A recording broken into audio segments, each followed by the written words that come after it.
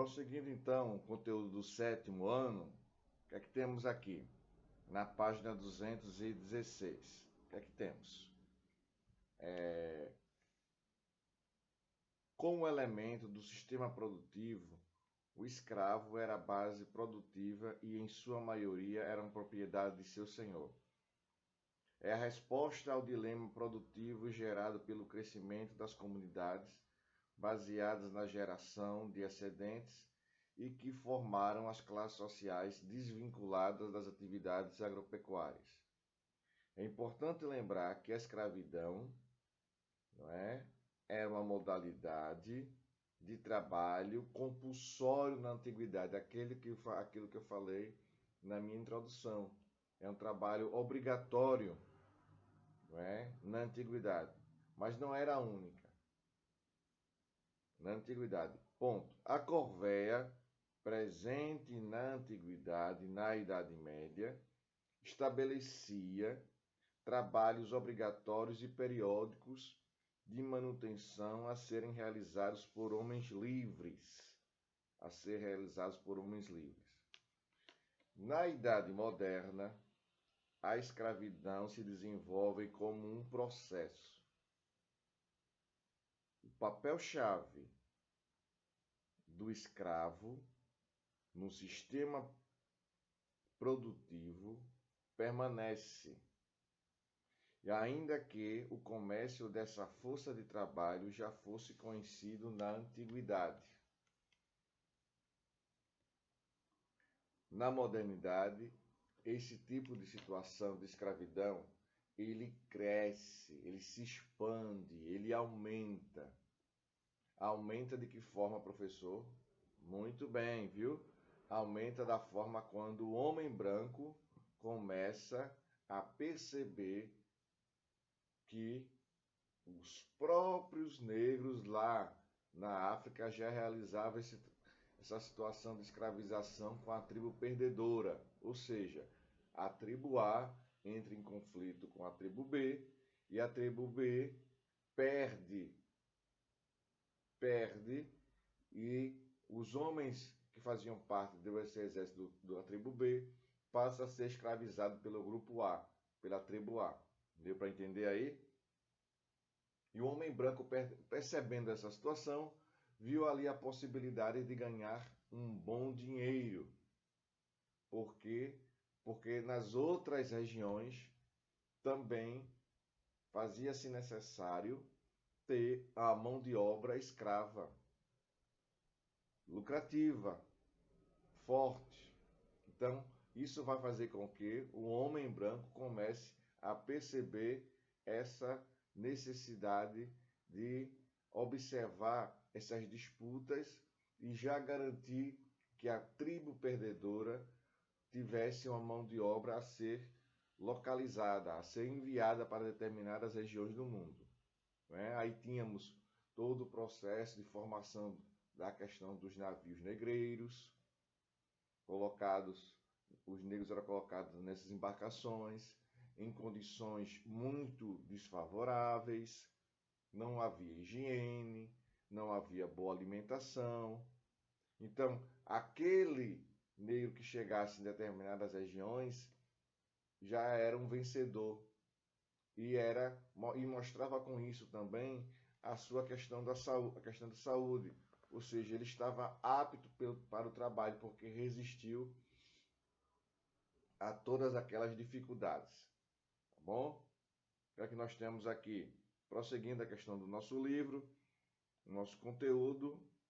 Há, portanto, no meio do segundo parágrafo, olha aí, na metade do segundo parágrafo, diz assim: há, portanto, duas maneiras de pensar o escravo. O trabalho escravo, sustentação do modelo de plantation. Aqui nós temos do lado o significado do termo plantation, que é um sistema agrícola amplamente utilizado no período colonial. O plantation é caracterizado por monocultura, latifúndio, uso de mão de obra escrava e voltado para o mercado externo. Não é? E aqui, essa questão do mercado externo era para atender a demanda que era crescente. Se plantava determinados produtos, via de regra, quase sempre um produto que fosse, vamos supor, a cana-de-açúcar, depois a questão da mineração, os escravos também foram trabalhar nas minas, naquele ciclo econômico, para atender ao mercado externo, na verdade, atender ao mercado externo. Tá bom assim? Vamos prosseguindo nosso conteúdo, que aqui chegamos com o escravo mercadoria, elemento lucrativo dos negócios da África, a construção de uma justificativa.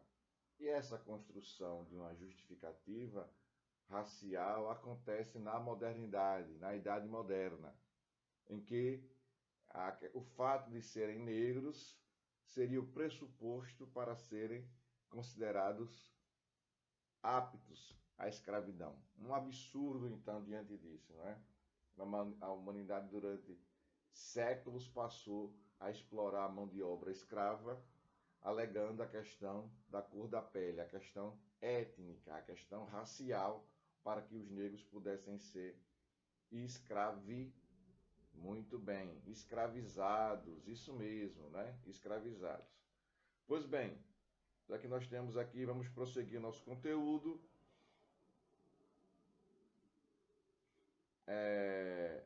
Embora o tema seja ligado à história, a escravidão não está presa ao passado. O que é que ele quer dizer com isso? Quer dizer que atualmente, dependendo da localidade, dependendo do continente, do país, nós ainda observamos esse tipo de situação de escravidão, não é? Passado, preso ao passado. O mundo contemporâneo apresenta várias formas de escravidão e situações semelhantes. Agora vai citar aquela organização que agora vai aparecer aqui para gente, aquela organização que eu citei no início, não é? A Organização Internacional do Trabalho, uma agência composta por 186 países, né? Membros da Organização das Nações Unidas, tem por objetivo garantir condições dignas de trabalho. Entre seus objetivos também está a eliminação do trabalho forçado, chegando ao trabalho análogo à escravidão. O que é um trabalho análogo à escravidão? Chegando a um trabalho semelhante ao da escravidão. Não é isso? No Brasil, a existência dessa forma de trabalho só foi reconhecida em 2005, quando o número oficial era de 25 mil trabalhadores em situação análoga à escravidão. Então, 25 mil negros trabalhadores, nesse caso aqui não mais a questão racial, podia ser trabalhadores de fato, estavam inseridos nessa condição de trabalho escravo. 25 mil. Então, volto a falar, não necessariamente teria que ser um trabalho formado só por negros aqui nesse momento. Havia o trabalho forçado compulsório de brancos e de imigrantes, não é? Por exemplo, imigrantes que vinham para São Paulo, por exemplo, da Bolívia. Os telejornais, vez por outras, matérias especiais, determinados canais fechados por assinatura, mostram muito essa situação de como o trabalho compulsório, semelhante à escravidão, acontece na modernidade. Não mais a questão racial. Nos últimos, por exemplo, nos últimos 2 séculos, no século XX para cá, ocorrendo esse tipo de situação, né? Ocorrendo muito esse tipo de situação no Brasil. No Brasil, aqui o livro está demonstrando que existe cerca de 25 mil trabalhadores em condição semelhante à escravidão. Pois bem, dito isto, vamos prosseguir. Muito embora haja legislação local e internacional contra essa situação, a impunidade e a lucratividade são os principais fatores que contribuem para a sua existência em pleno século XXI desse sistema. O livro agora apresenta para a gente um raio-x. O que é raio-x? É um mergulho na situação da escravidão no Brasil, e ele traz aqui, ó, um tema que é a escravidão ainda, e fazendo um mergulho, a quantidade de escravos que possui o Brasil, o percentual, a faixa etária de estudo, toda essa situação, né? Em que região eles estão, em que setores da economia eles costumam trabalhar nessa chamada escravidão análoga à escravidão moderna, tá bom? Vamos lá. Vamos observar alguns itens aí. Nesse raio-x do trabalho escravo. 95% são homens, mais de 52 mil são trabalhadores resgatados desde 1995. Eles são oriundos de estados como Pará, Maranhão, Piauí, Bahia e Minas Gerais. Tem a idade entre 18 e 44 anos, né? São trabalhadores libertos entre 1900. Essa pesquisa foi realizada com os trabalhadores entre os anos de 95 a 2016. E a origem, a atividade econômica mais realizada nesse trabalho análogo, que era esse trabalho escravo, era na pecuária, na área da pecuária, na área da cana-de-açúcar, depois diversas lavouras, diversos tipos de lavouras, carvão vegetal, desmatamento, construção civil, atividades diversas e não identificadas. Pronto, saímos da página 217, que fala sobre a questão do raio-x da escravidão no Brasil, a escravidão nos últimos anos, né, da década de 90 até o ano de 2016, e chegamos na página 217, que fala sobre a escravidão pré-moderna. Essa escravidão pré-moderna apresenta a diáspora. Esse termo foi utilizado por nós na introdução e ele apareceu agora, mas ele não é novidade para o aluno do 7º ano. Por que não é novidade?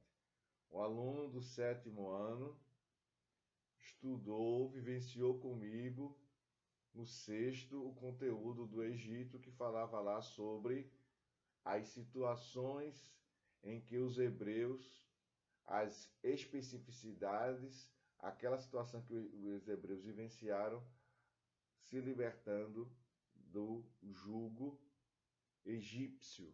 Então os hebreus, com a liderança de Moisés, se libertaram-se do jugo egípcio e se dispersaram pelo mundo, se espalharam pelo mundo. É que diz aqui, 218. A diáspora africana começa antes da chegada dos europeus à África. Antes do século VII, depois de Cristo, e do início da islamização do continente, a troca de escravos por riquezas já era uma prática. Frutos de guerras locais, os prisioneiros eram levados pelas rotas saarianas para diversos pontos do continente e trocados por marfim, ferro e alimentos. Havia também a prática do resgate, em que um prisioneiro importante para alguma sociedade linhageira, ou seja, baseado na linhagem, tinha sua liberdade comprada. Se aquele escravo ele vinha de uma linhagem importante, ele tinha um poder de liderança, ele fatalmente iria ser comprado a sua escravidão, né? Ia ter comprado a sua escravidão. A partir da chegada dos grupos islâmicos, a primeira corrente de dispersão começa a ser construída ligando a região oriental da África à Arábia. Alguns historiadores apontam para uma corrente pré-islâmica, ou seja, antes do islamismo, entre essas duas regiões, uma vez que na ocupação do Egito, o exército árabe já contava com os mamelucos, escravos militares africanos. Ainda na página 218, tem esse mapa aqui para a gente observar. Observe aqui esse mapa, não é? Isso.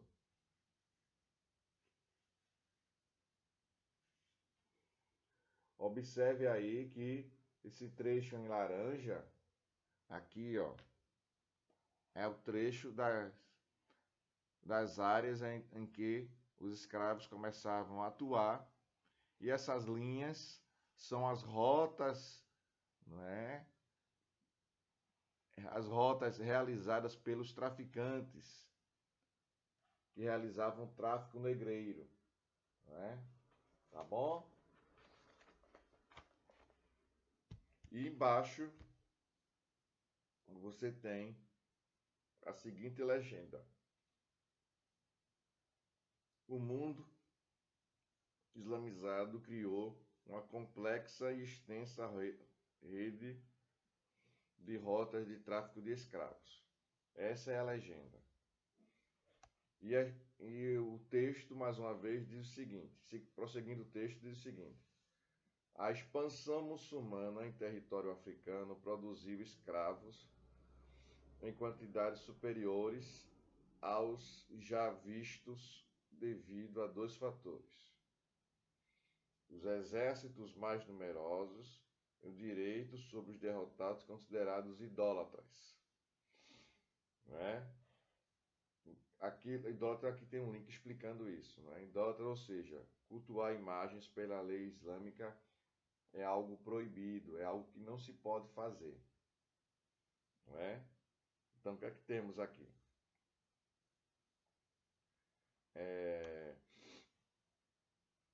Ainda que se convertesse ao Islã, após o aprisionamento, a liberdade não era garantida ao escravo, como forma de controlar eventuais revoltas. Os covos escravos africanos eram destinados aos trabalhos domésticos e nas plantações, em oposição aos gafanhotos de outras origens, como sírios ou bizantinos, auxiliavam na administração pública ou nos exércitos.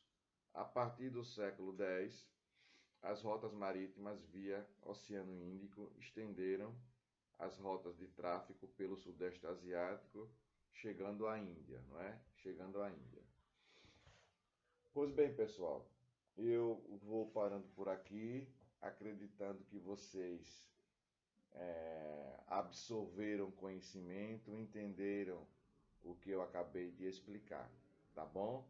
Um forte abraço a todos, que vocês possam ter absorvido. Qualquer coisa me procure pelo aplicativo. Forte abraço, tchau pessoal e até a próxima. Tchau.